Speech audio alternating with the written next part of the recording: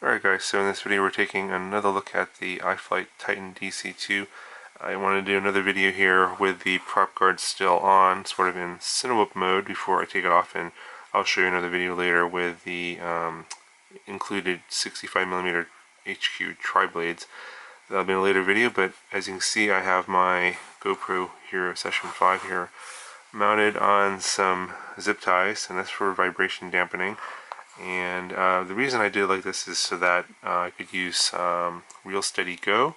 I think a lot of you guys have probably heard about that out there, and a lot of people using it to get good, smooth cinematic footage from their GoPros using ReelSteadyGo. It basically stabilizes the footage, and you need the GoPro to be vibration dampened. So it's okay that it's moving around because that's going to be stabilized, but if there's vibration coming from the motors or the frame into the camera, that messes up the gyro and you get really bad footage through ReelSteadyGo.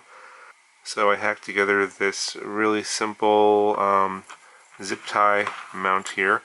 So there's two zip ties here, and I have a piece of foam and another zip tie on the top plate that's holding those down. And basically there's a piece of, or actually there's two pieces of Boomer grip there. I think that's the light version, the light blue prevents the camera from sliding back and forth. And then I just have a battery strap here holding the GoPro on to the two zip ties. And that's pretty much it. It's pretty simple.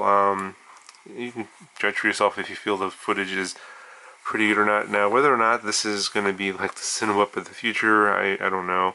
It is pretty heavy. You know, we are flying on 2.3-inch props. They are 1404 motors, but it is a 2.3-inch prop. So this whole setup here is quite heavy. So let me just do a weight measurement. Yeah, it's coming in at 257 grams with the GoPro on there.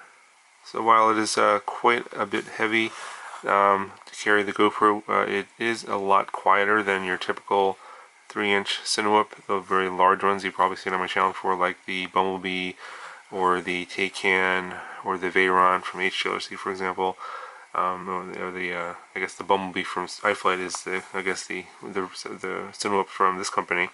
But if you don't like the noise, this is way less noisy, so something to consider. It's less powerful. It's a little bit harder to fly. You have to kind of get used to it. You have to play with your throttle management quite a bit to get this to fly, but you can see the footage. It's pretty smooth.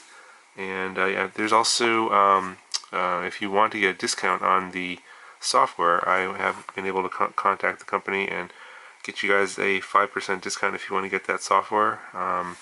If you use the link in the description, that will get you 5% off of the cost of the ReelSteadyGo software to get that nice stabilized footage with your GoPros. And I think they only work with the Hero 5, 6, and 8. I think there's issues with the 7 if I understand correctly, but I think the best results are going to be with the 6 and the 8. So even with the 5, these aren't really the best results of ReelSteadyGo. So I'm going to be getting a GoPro Hero 8 Black pretty soon, so you'll be seeing that in future videos. But here's the flight footage, and I'll have another video on this guy with the 2.3 or the 65mm props and no prop guards in another video, so stay tuned for that.